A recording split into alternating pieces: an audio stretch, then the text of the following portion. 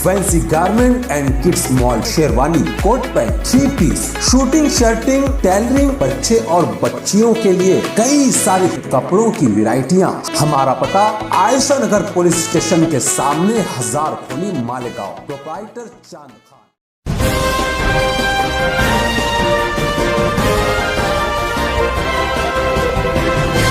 मानव समाचार, मानवता के हक में। कि मैं भले मालेगांव आऊं या नहीं आऊं, मैं भिवंडी जाऊं या नहीं जाऊं, लेकिन जो ऐसे इलाके हैं जो माइनॉरिटी डोमिनेटिंग एरिया है, मैं इसके लिए हमेशा परेशान रहता हूं, कोसा रहता हूं। मैं मालेगांव के हालात हमेशा पता लगाता हूं कि मालेगांव के लिए मैं कैसे क्या आवाज़ उठाऊं कि मालेगांव को फायदा इससे हो।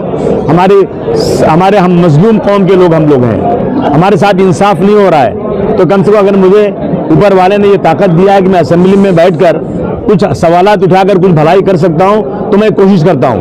अब जो है हमें सियासी ताकत बनाना चाहिए, और महाराष्ट्र में कुछ जगह ऐसी हैं जहां मेरे ऐसा आदमी जा करके अपनी ताकत बना सकता है।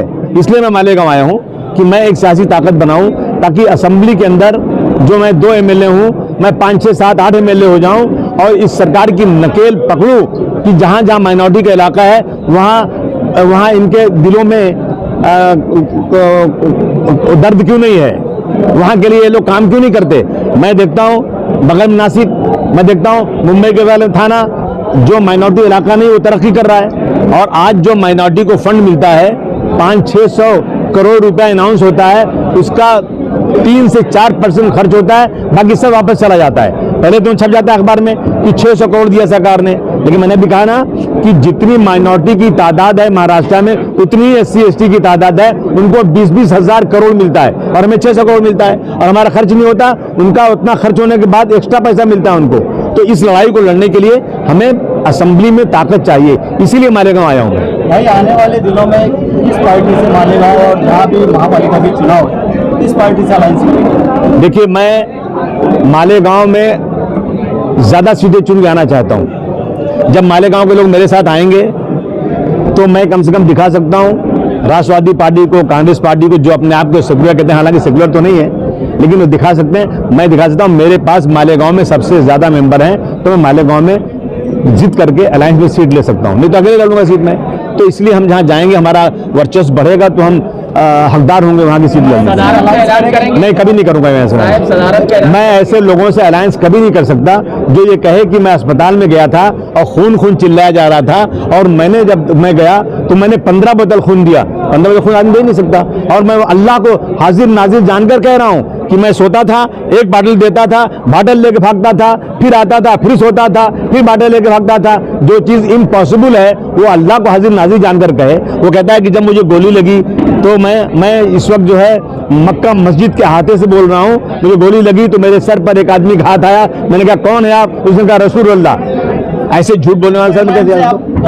मैं झूठे लोगों के साथ नहीं जा सकता। भाई, अभी एक मसला चल रहा है लव जिहाद का, वो UP MP में चल रहा था। आज एक भाजपा के MLA ने महाराष्ट्र में भी लव जिहाद के खिलाफ सख्त कानून बनाया जाए, ऐसी मांग की। मैं उस MLA से कहना चाहूँगा, तेरे पर कान है तो कान खोल के सुन ले।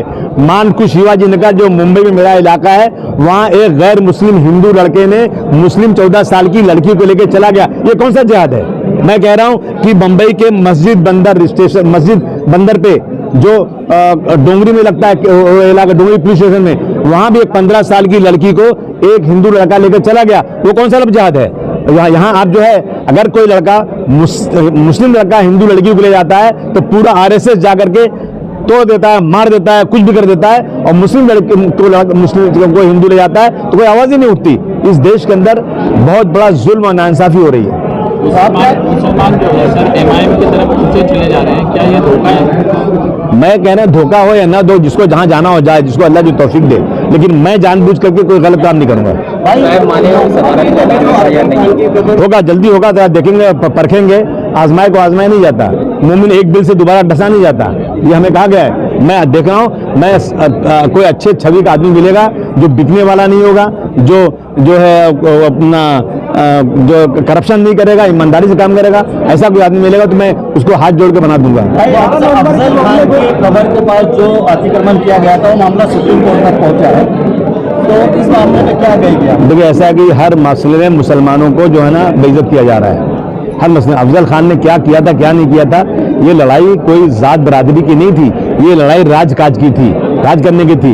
और जो है शिवाजी महाराज की फौज में ज़्यादा मुस्लिम और उनके अपना औरंगजेब रहमतुल्लाह अलैह की फौज में ज़्यादा हिंदू, दोनों का जो है सिपह सालार, मुस्लिम का हिंदू, हिंदू का मुस्लिम।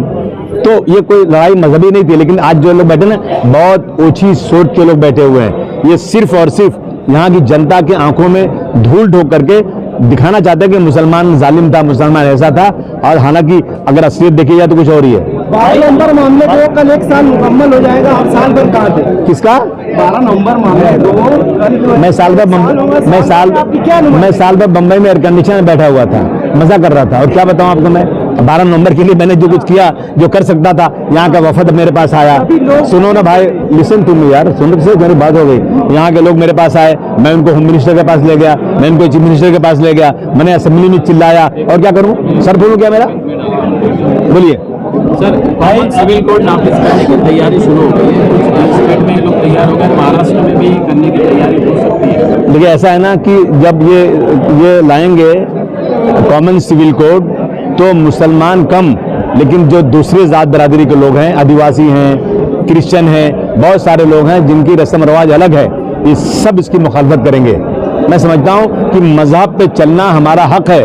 हम पाकिस्तान नहीं गए थे, हिंदुस्तान में इस गारंटी पे रुके थे कि यहाँ के रहने वालों को मजहब पे चलने की पूरी छूट है। और आज जो लोग हैं ना, ये जो है इस तरह कानून ला करके एक डिस्क्रिमिनेशन, ना बराबरी कर रहे हैं। भाई एक एमएलए ने कहा है महाराष्ट्र में गोवा की तरह कैसीनो शुरू हो गया, महाराष्ट्र को जुए के खाई में डालने की साजिश है। पूरे देश में जुआ खेला जा रहा है, मैं क्या बताऊं, बर्बादी है। बर्बाद गुलिस्तान करने को बस एक ही उल्लू काफी है। यहाँ तो हर शाख पे उल्लू बैठा है, अंजाम गुलिस्तान क्या होगा। भाई आखिरी सवाल, इससे पहले महाराष्ट्र में समाजवादी एक अपना मुकाम और ताकत रखती थी, लेकिन कुछ अरसे से वो ताकत नहीं रही। इस ताकत को फिर से हासिल करने के लिए आप क्या करेंगे? पूरी कोशिश करूंगा, दर दर जाऊंगा, लोगों से मिलूंगा, लोगों से दरख्वास्त करूंगा कि आइए हमारे साथ जुड़िए और ईमानदारी से हम काम करेंगे। यही कह सकता हूँ, और क्या कह सकता हूँ। भरोसे के लोग क्यों नहीं मिलेंगे अब की बार। भारत छोड़ो क्या ना, मुझे नहीं, बाला साहब ठाकरे को नहीं मिले तो मैं क्या करूँ? ये इस हमाम में सभी नंगे हैं।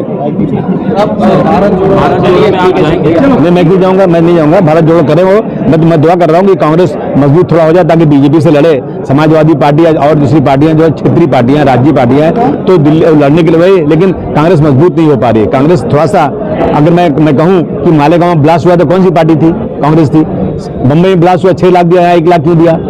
आज भी केस मुकदमा चल रहा था। मैंने कहा था कि ये जो इसका केस है, जो इसका अपना प्रज्ञा सिंह ठाकुर पुरोहित का, इस केस में ये केस 2 जगह चार्जशीट आई, 2 चार्जशीट इसमें आई है। दोनों चार्जशीट गवाह को बुलाओ, नहीं बुला रहे। कौन नहीं बुला रहे? कांग्रेस एनसीपी को नहीं बुला रहे हैं, तो मैं किस पे भरोसा करूं?